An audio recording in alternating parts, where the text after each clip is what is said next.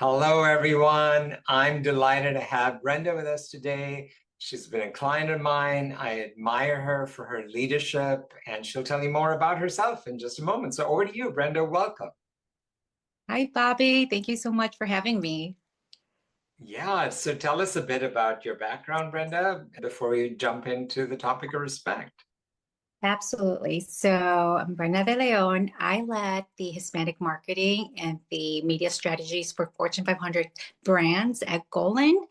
I currently am a stay-at-home mom. I decided to leave after almost 15 years in the industry to really focus on my children. I have a neurodivergent child that really just needed his mom first and foremost. I decided to make that very difficult decision to just pause my career for now, focus on my children, and take it day by day. Wow, Brenda, I'm so honored to have you today. And for our listeners, I believe there's so many that either take the choice that you've made, the big leap, or really struggle to be juggling all of that. So, as I said to you in our before we got started, please feel free to blend that in. As you know, all of what you bring is welcome. Our focus is really respect in the workplace, but I don't think in this world we're living in, I think the lines are so blurry that to put anything in a box is not doing it service. So the overlap of our personal lives and work is always present, in my view. So all of what you bring is welcome. So let's start off, Brenda. How do you define respect in the workplace? I took a step back to really think about that question because we all, I feel like, could agree that when you respect someone, you admire someone, right? But with my recent events, I really feel like respect in the workplace is when you treat each other with dignity. When you see someone, when you truly see someone, when you hear them, you value them, and most importantly, when you include them. I think that's the definition of respect to me in the workplace. Brilliant. Spot on. Thank you, Brenda. And also as I'm listening to you, I think we're all quite inundated with the buzz about AI and the impact on the workplace. So the way you just defined it, really, to me, I'm very optimistic for both sides. I think AI has great potential, but the human factor and age to age, human to human, I think is our differentiator as human beings. At least in the foreseeable future, I don't think AI is going to overtake that. In fact, it's just going to enhance who we are. But anyway, back to the topic of respect. So, say more about how do you know when a company culture does have respect in it? What are some telltale signs? I truly feel that when you see inclusivity in the workplace, when you give respect, you certainly will, receive it. And when you set boundaries and your boundaries are respected and followed, that's a big sign that respect truly is generally in the workplace. Yeah, and if I may, if you're willing to go there, let's talk a bit about your experience as a VP at Golan and your mandate and how, in my experience of you, it's so integral to the kind of leader you are. And so if you could speak to that journey to the extent you're comfortable around respect and how that showed up in that role. Absolutely. So I definitely was very, excuse me, privileged to have that respect at Golan for many, many years. I had that flexibility when I became a mother more than ever. My boundaries were followed by my manager, by my colleagues, because we're being a working parent. As you know, it could be a challenge, and it's a balance that parents struggle with day in, day out. But at the same time, I think that parents nowadays they're making a big impact in the economy. So businesses need to work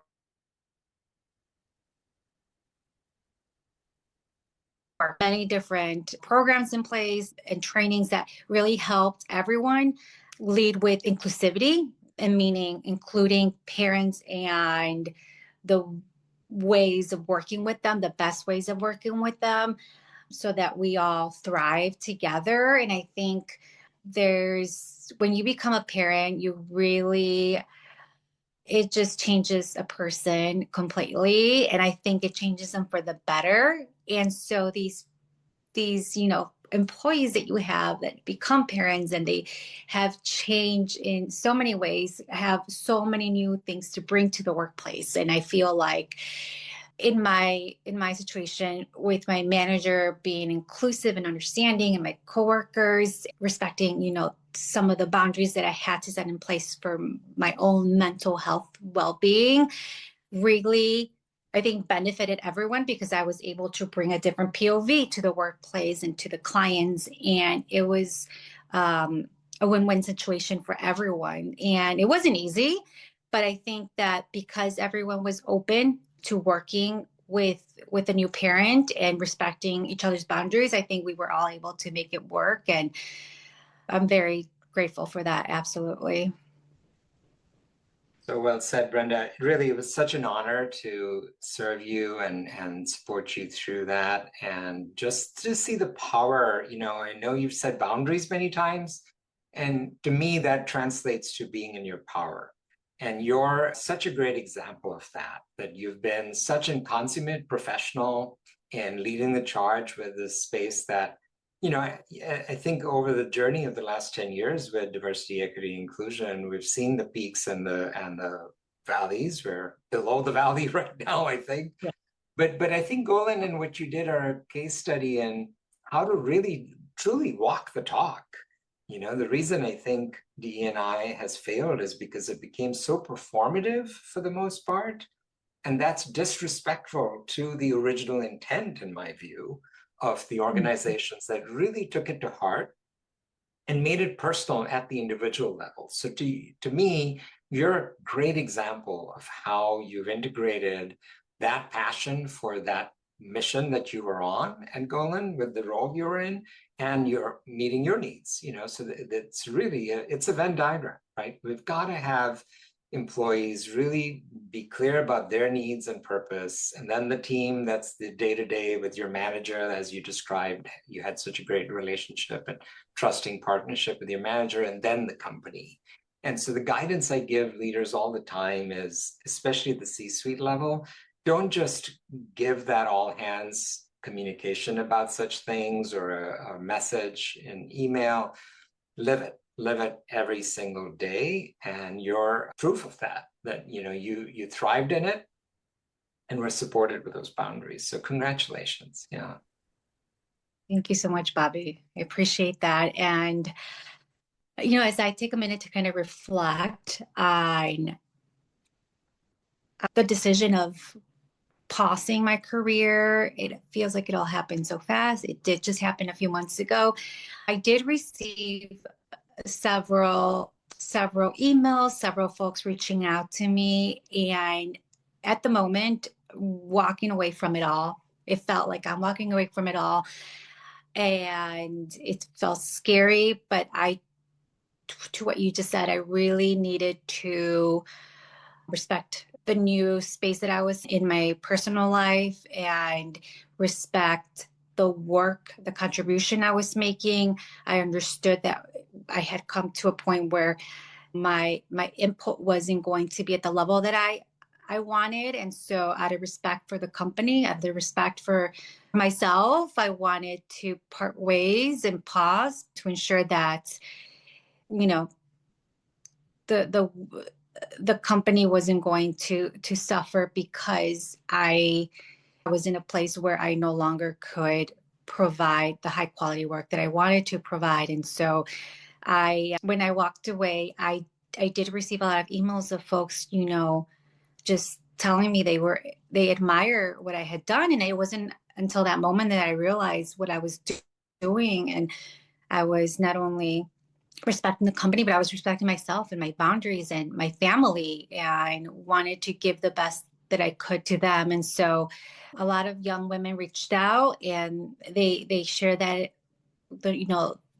that those messages with me, but they also ask for some kind of advice, like, now that you're not going to be here, what can you tell us? Because we truly respect what you've just done. And so that meant a lot to me, but I felt that obligation, that I had the privilege to have this leadership role at the company for many years. And so I let them know that first and foremost, you have to respect your own boundaries in order for others to respect them. Because the moment that you yourself let things go, folks are not going to follow through. They're not going to respect your needs if you don't respect your own. And so that really truly means like taking care of yourself, some basic stuff that I think these young talented women were sacrificing,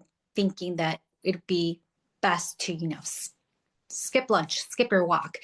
And unfortunately, when you do those things, you give up some creativity, some high quality outputs, right? Because you start to get burnt out, you start not to really follow through. So I let them know, you got to respect your boundaries. You got to make sure that you take care of yourself and put your health and wellness first, because that's just going to help you thrive, not only in the workplace, but in your personal life. And I think I really appreciated them reaching out to me, because it was just a hard transition overall, but I wanted to share that with you.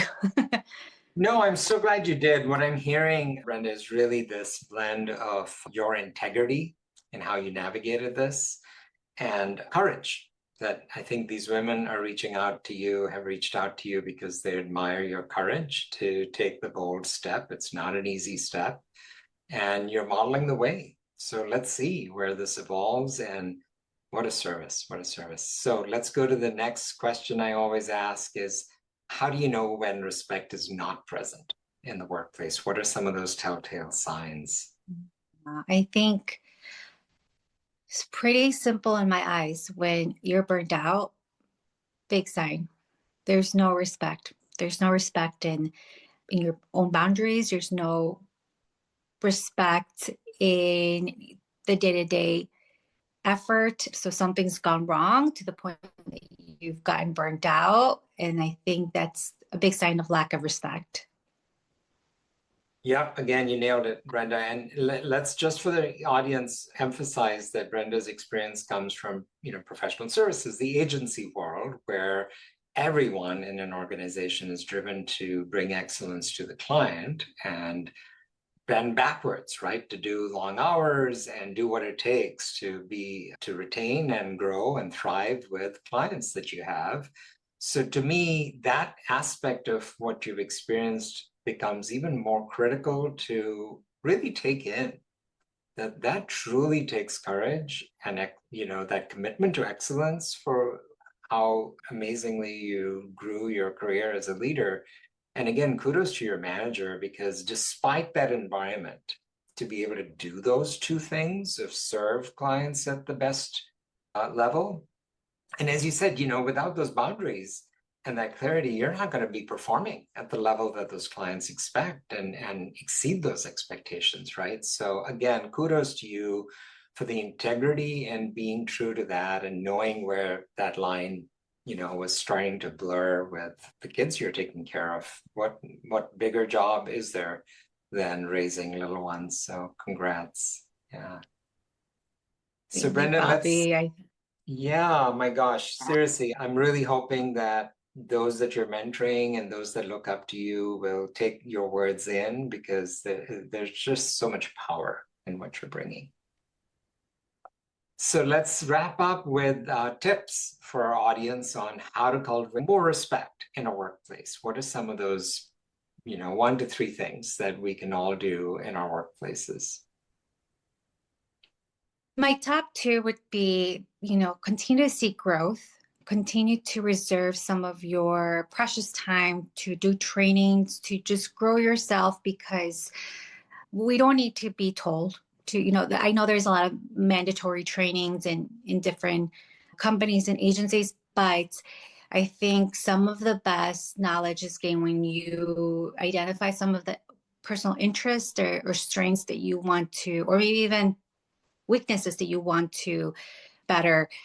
And so I would say seek that professional growth, continue training, continue reading to make yourself not only better at work, but at your personal life. And also you nodded to this earlier, use AI responsibly. I think that was another big one for me because we have to respect the power of AI these days. Things are moving.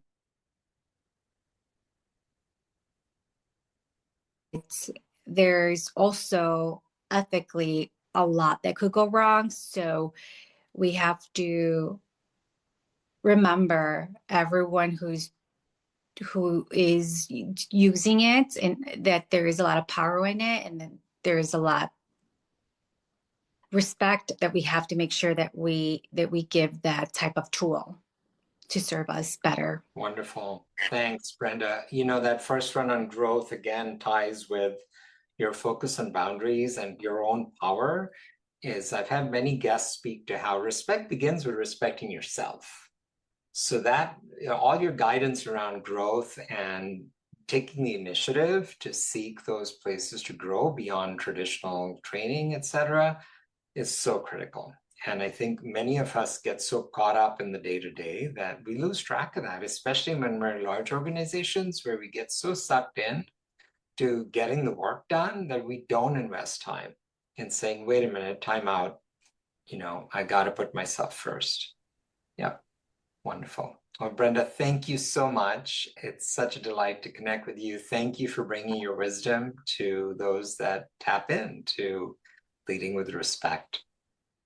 Thank you, Bobby, for having me. Appreciate you so much.